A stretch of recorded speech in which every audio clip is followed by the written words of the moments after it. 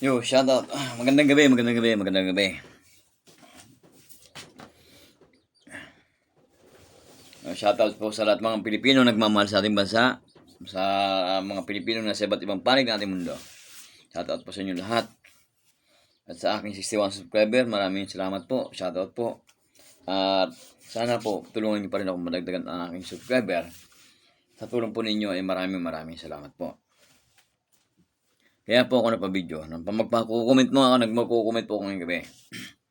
Paka-like and share and subscribe nyo po. Kat Andres Table po, hindi traidor sa bayan. Kahit ako isang malit na tao, may karapatan na ako magsalita, may karapatan na magpahayag ng aking saluubin o yung mga nangyayari sa pang-araw-araw nating buhay ngayon dito sa ating bansa, sa Pilipinas. Ngayon, naglilitawan na yung mga Judas sa Pilipinas. Diba? Nabagay, hindi na wala yun. Kung nung panahon ni Cristo may Judas, sa panahon natin ngayon, maraming Judas na maglilitawan, yung mga pumapapil na naman ngayon. Malapit na naman ang layo pa eleksyon. Ang layo pa eleksyon, nagpapapil na, mga nagpapakilala na, mga nagpaparamdam na. Ito, lumitaw na si Laila de Lima. Sobrang kakapal ng mamukha ninyo. Ikaw, Laila de Lima.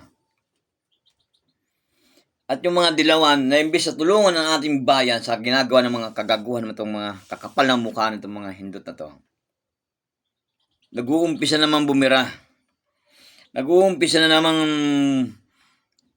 magkanat ng mga baho, mga dilawan na to. Hindi pa kayo magkamatay, mga putang ina nyo.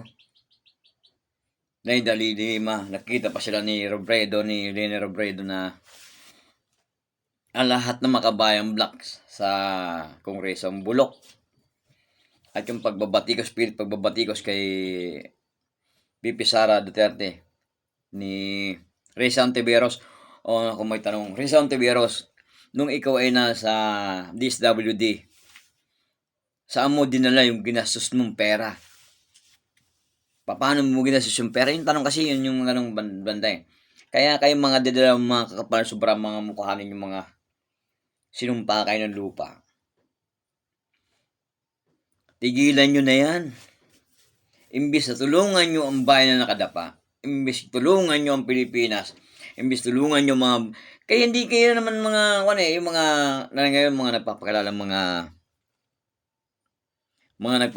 mga nagbumabatikos kay Vice President Sara Duterte, kay BBM. Kayong mga sinumpa kayo ng lupa,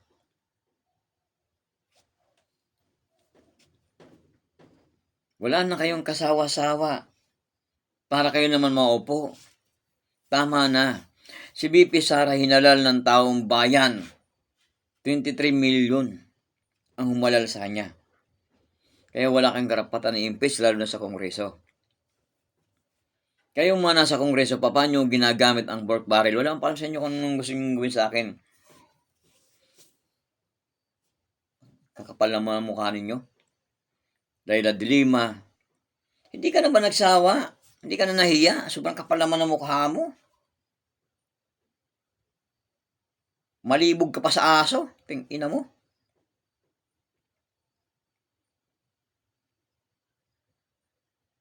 Plenty as a woman. Hindi ka na nahiya. Sobrang kapal na mukha mo rin ito, Lima ka. Imbis tulungan nyo ang gobyerno, imbis tulungan nyo ang mananalo, presidente, isang tabi nyo muna yung mga politika, at tulungan nyo ang bayan na nakadapa. Tulungan nyo kayong mga nasa posisyon, senador, congressman, mayor, kapitan, kesa ano ka pa man.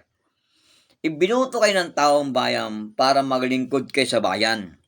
Hindi kayo binuto ng taong bayan para sa pansarili lamang ninyo.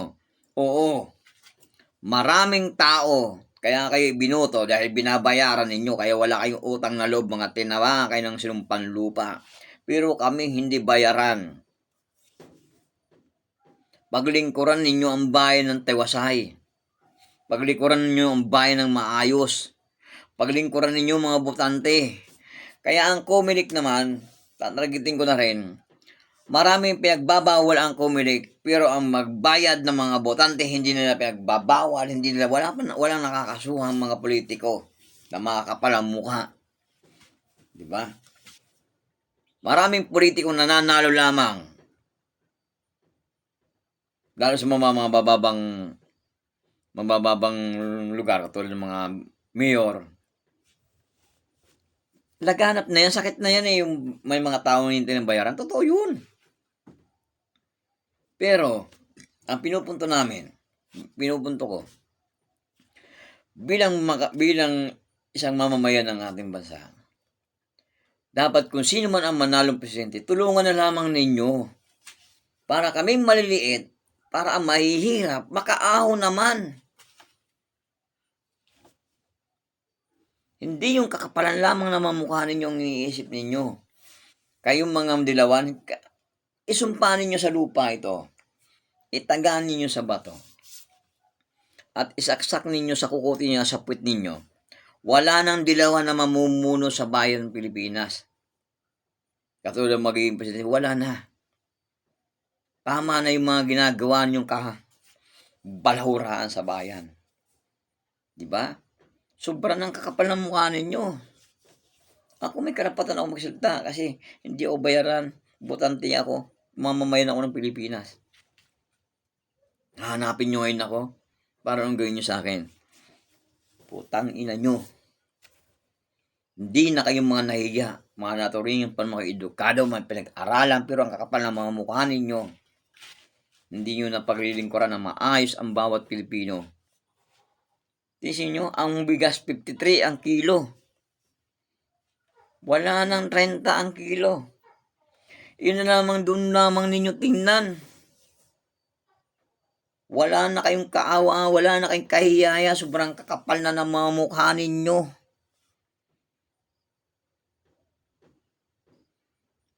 Talaga. Nadagdagan nyo pa. Itong sila'y ladiman, mula lumaya. Kayong mga naman mga media, kayong mga YouTuber, mga putang ina nyo, tigilan nyo na yan. Tulungan nyo na lang ang bayan. Ibalita nyo ang tama. Ibalita nyo kung anong dapat. Ibalita ninyo kung ano nararapat sa ating bayan na tama. Hindi yung para sa inyo lamang na views, para lamang sa inyong kasikatan mga tinamaan kayo ng tatay ninyong mga hindot kayo. Maraming mga vlogger sumasay ng mga tatang inang ito, mga kakapalamukha rin mga vlogger na to. Matuto kayo mahiya sa bayan o kaya sa mga botante at sa mamamayang Pilipino. Dito na lamang po ako at magandang gabi po. Aking napabidyo lamang at sumang sama ng loob ko sa nangyayari ngayon. Sa aking mga subscriber, paki-like and share and subscribe nyo po at mag-comment kayo sa aking comment section. At hindi ako titigil sa ganitong pagbibideo. Hindi ako titigil sa ganitong pag-upload ng video sa YouTube. Okay na hindi ako makakuha ng maraming views. Basta nasasabi ko lang sa loobin ko bilang mamamayang Pilipino. Maraming salamat po at magandang gabi po.